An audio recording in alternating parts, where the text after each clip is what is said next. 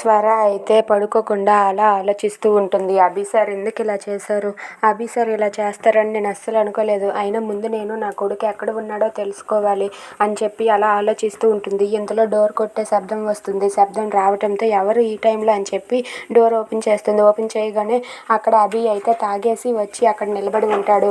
అది చూసి స్వర ఒక్కసారిగా షాక్ అవుతుంది. ఏంటి అభి సార్ మనసు మార్చుకొని మళ్ళీ నా దగ్గరకు వచ్చారా అని చెప్పి అనుకుంటూ ఉంటుంది.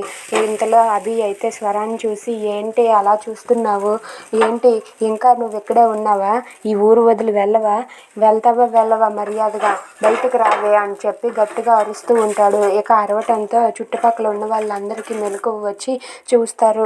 ఇక అక్కడే ఉన్న వాళ్ళందరూ కూడా బయటకు వస్తూ ఉంటారు. అది చూసి స్వర చామంతి వాళ్ళిద్దరూ కూడా ఒక్కసారిగా షాక్ అయిపోతారు.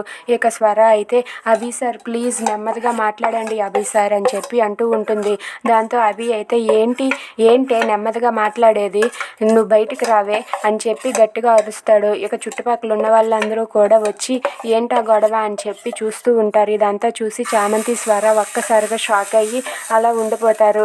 ఏంటి ఇప్పుడు అభి సార్ ఇలా గొడవ చేయడం పద్ధతిగా లేదు అని చెప్పి వాళ్ళైతే బాధపడుతూ ఉంటారు. అలా వాళ్ళని బయట పెట్టి అభి అయితే అందరి ముందు తిడుతూ ఉంటాడు. ఇది చూసి స్వర అయితే చాలా బాధపడుతూ అభి సార్ ఎందుకు ఇలా చేస్తున్నారు అని చెప్పి బాధపడుతూ ఏడుస్తూ ఉంటుంది.